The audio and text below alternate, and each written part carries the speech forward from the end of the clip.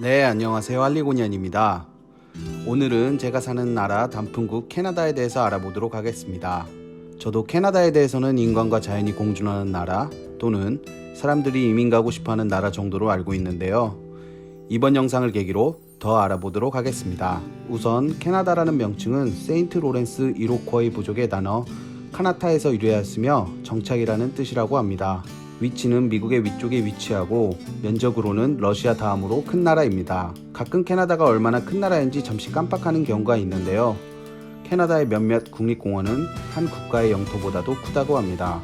인구는 약 3,759만이며 남한보다도 낮은 인구입니다. 그리고 인구 밀도가 낮은 나라로 유명한데요.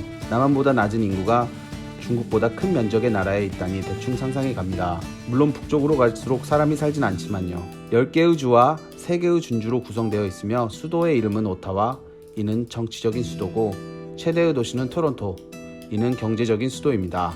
10개의 주는 보시는 바와 같이 제가 사는 노바스코샤, 뉴브론즈윅, 뉴펀들랜드 라브라도, 매니토바, 브리티시 콜럼비아, 사스캐추원, 알버타, 온타리오, 퀘벡, 그리고 프린스 에드워드 아일랜드입니다. 그리고 3개의 준주는 노스웨스트 준주, 누나붓 준주, 유콘 준주입니다. 이 중에 노스웨스트 준주에 위치한 옐로나이프라는 도시는 오로라를 볼 수 있는 곳으로 알려져 있습니다. 저도 취업 준비할 때 그곳에 있는 회사에도 이력서를 넣었는데요.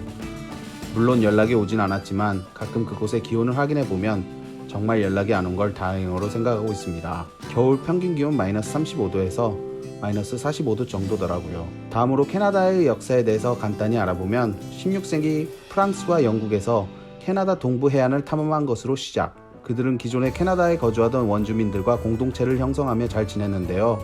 이는 미국과 다른 점이라고 합니다.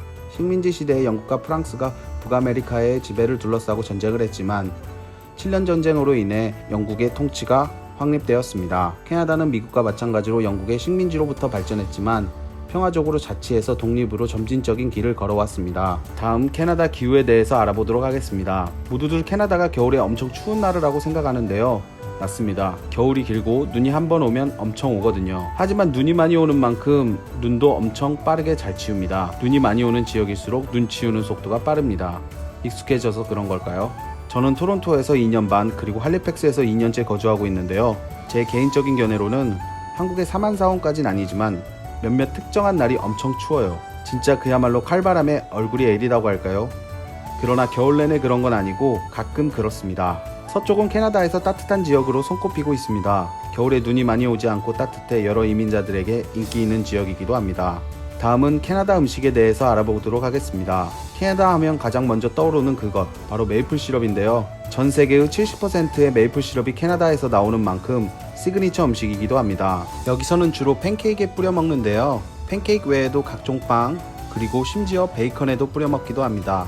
그리고 프랑스계 캐나다인들의 전통 음식인 푸틴이 있는데요. 이는 프렌치 프라이에 치즈 커드를 얹어서 거기에 뜨거운 그레이비 소스를 올린 것입니다. 그레이비 소스는 제 터키 요리 영상에도 한번 나왔던 그것입니다. 못 보신 분들을 위해 링크 걸어 놓겠습니다. 뜨거운 그레이비 소스에 치즈가 넣고 그거와 같이 먹는 감자튀김, 그야말로 느끼할 것 같은 맛인데요. 저는 개인적으로 좋아합니다. 다음은 디저트로 유명한 비버테일입니다. 모양이 비버의 꼬리 모양 같아서 붙여진 이름인데요.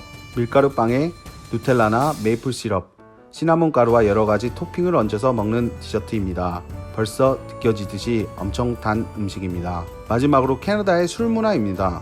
우선 술을 사기 위해선 정해진 리커 스토어에 가야 되는데요. 일반 마트에서도 맥주는 살 수 있으나 이것은 무알콜 맥주입니다. 그리고 한국과는 다르게 노상이 불가능합니다. 정해진 레스토랑 또는 집에서만 음주를 할 수 있습니다. 한국에서 흔히 볼 수 있는 밤 늦게까지 영업하는 술집은 볼 수 없으며 토론토 같은 경우 늦으면 새벽 2시면 영업을 종료합니다. 제가 사는 지역 같은 경우는 10시만 돼도 다운타운이 한산합니다. 이래서 몇몇 사람들은 캐나다가 지루한 나라라고 생각해서 돌아가는 경우도 봤습니다. 저도 한국에 있을 때는 늦은 시간까지 음주를 즐겼는데요.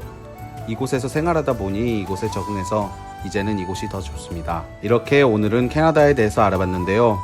시간 날 때마다 제가 느꼈던 캐나다 또는 저의 경험담도 하나하나 이야기해 보도록 하겠습니다. 이번 영상도 좋으셨다면 좋아요와 구독 부탁드리겠습니다. 그럼 추워지는 날씨 감기 조심하시고 다음에 뵙겠습니다.